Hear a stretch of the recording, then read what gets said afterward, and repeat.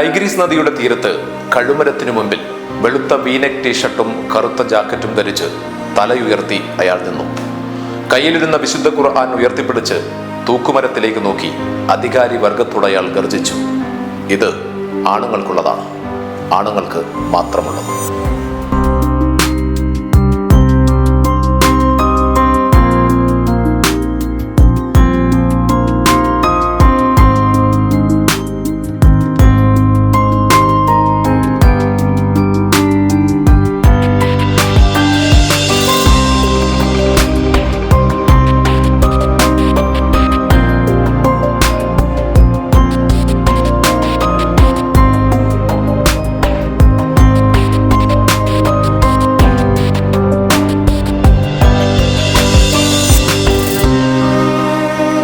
ഒരു ബലിപെരുന്നാൾ ദിവസം കൂടി നമ്മുടെ മുന്നിലൂടെ കടന്നു പോവുകയാണ്. 2006 ഡിസംബർ 30 ഇതുപോലൊരു ബലിപെരുന്നാളിന്റെ തലേ ദിവസത്തിലായിരുന്നു ഇറാഖിന്റെ പ്രസിഡന്റായിരുന്ന സദ്ദാം ഹുസൈനെ അമേരിക്കൻ സാമ്രാജ്യത്വം തൂക്കിലേറ്റിയത്.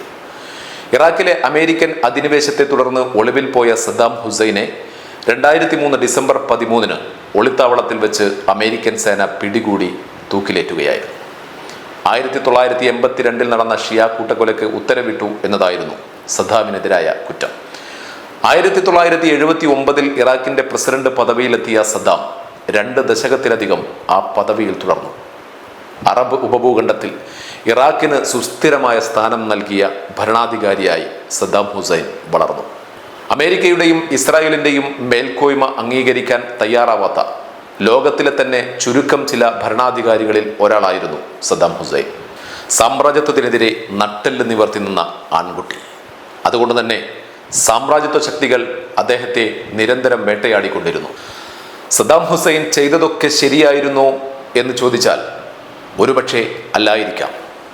പക്ഷേ സ്വേച്ഛാധിപത്യത്തിന്റെ പ്രതീകമായി സദ്ദാം ഹുസൈനെ മാധ്യമങ്ങളും ലോകരാഷ്ട്രങ്ങളും അവതരിപ്പിച്ചപ്പോഴും സദ്ദാം ചെയ്തതൊക്കെ ശരിയായിരുന്നു എന്ന് ഇറാഖിന്റെ തെരുവുകൾ പറഞ്ഞുകൊണ്ടിരുന്നു. അവിടുത്തെ ജനങ്ങൾ സദ്ദാമിനെ വാഴ്ത്തിപ്പാടി. സദ്ദാം അവർക്കെന്നും അവരുടെ റോൾ മോഡലായിരുന്നു. സദ്ദാമിന്റെ പതനത്തോടെ തകർന്നു പോയത് പശ്ചിമേഷ്യയിലെ തന്നെ ഏറ്റവും വലിയ സൈനിക രാഷ്ട്രം കൂടിയായിരുന്നു. 20ാം നൂറ്റാണ്ടിലെ അറബ് രാഷ്ട്രീയത്തെ ഏറ്റവും കൂടുതൽ സ്വാധീനിച്ച നേതാവായിരുന്നു സദ്ദാം ഹുസൈൻ. ഇറാൻ ഇറാഖ് യുദ്ധവും കുവൈത്ത് അധിനിവേശവും സദ്ദാമിന്റെ കാലഘട്ടത്തിലെ സദ്ദാമിന്റെ ഭരണത്തിലെ കറുത്ത അധ്യായമായിരുന്നെങ്കിലും അറബ് ജനതയ്ക്ക് ഇന്നും സദ്ദാം ഒരു വീരനായകനാണ്. ഇസ്രയേലിനും അമേരിക്കയ്ക്കുമെതിരെ ചങ്കുറപ്പോടെ പൊരുതി നിന്ന, ചങ്കുറപ്പോടെ നിലകൊണ്ട ഭരണാധികാരി. അതുതന്നെയാണ് സദ്ദാമിനെ ജനപ്രിയനാക്കുന്നത്. എന്തിനായിരുന്നു സദ്ദാം ഹുസൈനെ തൂക്കിലേറ്റാൻ ഒരു ബലിപെരുന്നാൾ ദിനം തന്നെ അമേരിക്കയും അമേരിക്കയുടെ പാവ സർക്കാരും തെരഞ്ഞെടുത്തത് എന്ന് ഇപ്പോഴും അവ്യക്തമാണ്. രക്തസാക്ഷികൾക്ക് ഒരിക്കലും മരണമില്ല എന്നാണ് പറയുന്നത്.